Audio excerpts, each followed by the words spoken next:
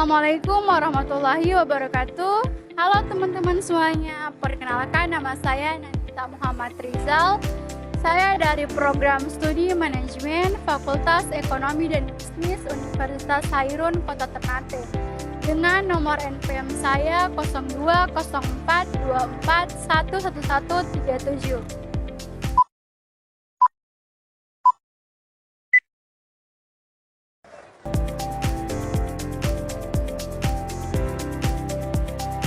A few moments later.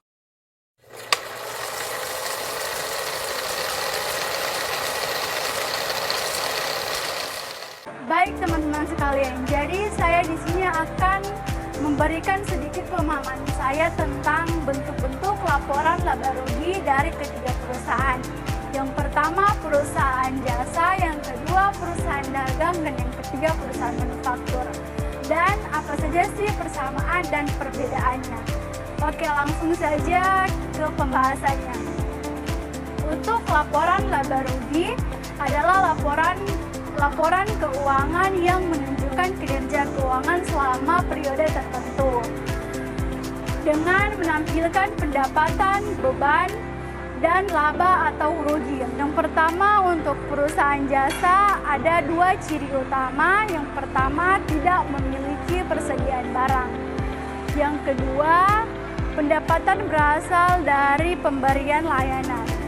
Dan bentuk laporan laba rugi, pendapatan jasa, beban operasional, di dalamnya mencakup misalnya gaji, beban listrik, dan beban administrasi.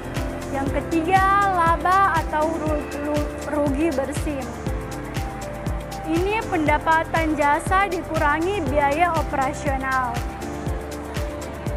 Contoh sederhananya, pendapatan jasa sebesar 100 juta rupiah, beban operasional 40 juta rupiah, laba bersih 60 juta rupiah.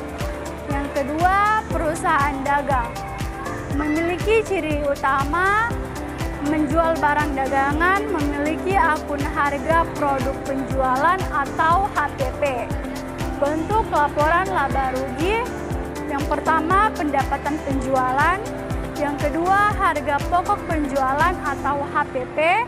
Di sini menghitung biaya barang dagang yang terjual. Yang ketiga, laba kotor. Pendapatan penjualan dikurangi HPP yang tadi. Yang keempat, biaya operasional. Di sini mencakup misalnya biaya pemasaran, gaji, dan lain-lain. Contoh sederhananya, pendapatan penjualan sebesar 200 juta rupiah, HPP-nya 120 juta rupiah, laba bersih 30 juta rupiah, dan untuk perusahaan manufaktur memiliki ciri-ciri utama memproduksi barang sendiri, melibatkan 3 elemen biaya produksi. Yang pertama biaya bahan baku, yang kedua biaya tenaga kerja langsung, dan yang ketiga biaya overhead pabrik. Dan untuk bentuk laporan laba rugi, yang pertama ada harga pendapatan penjualan, yang kedua harga pokok penjualan atau HPP. Di sini mencakup di dalamnya ada biaya produksi, ada bahan baku, tenaga kerja dan overhead. Yang kedua ditambah persediaan awal dan dikurangi persediaan akhir. Dan laba kotor, pendapatan penjualan dikurangi dengan HPP. Yang keempat, beban overhead. Yang kelima, laba atau rugi bersih. Laba atau kotor dikurangi dengan beban operasional. Contoh sederhana, pendapatan penjualan sebesar 300 juta rupiah, biaya produksinya 180 juta rupiah, beban operasionalnya 70 juta rupiah, dan laba bersih sebesar 50 juta rupiah.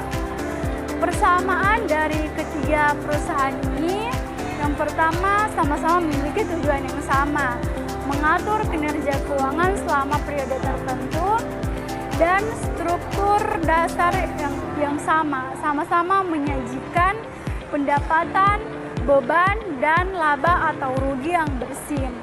Yang ketiga, menggunakan prinsip akuntansi yang sama untuk memenuhi standar akuntansi seperti PSAK.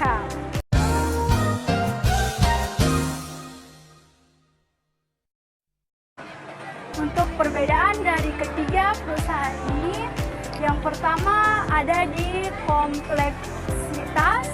Perusahaan jasa lebih sederhana karena hanya melibatkan pendapatan jasa dan belum operasional.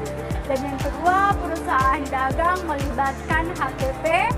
Yang ketiga, perusahaan manufaktur memiliki proses-proses yang lebih rumit.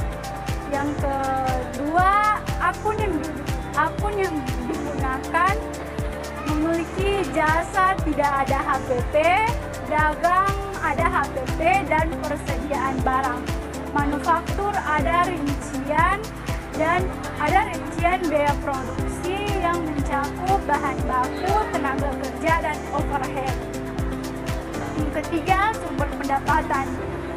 Jasa dari layanan, dagang dari penjualan barang jadi, dan manufaktur dari penjualan barang biaya produksi.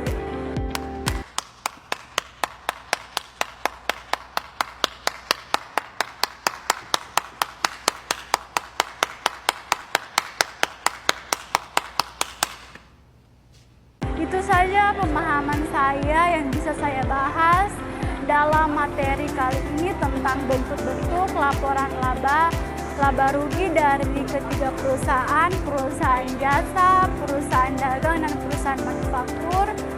Kurang dan lebihnya saya mohon maaf. Terima kasih. Wassalamualaikum warahmatullahi wabarakatuh.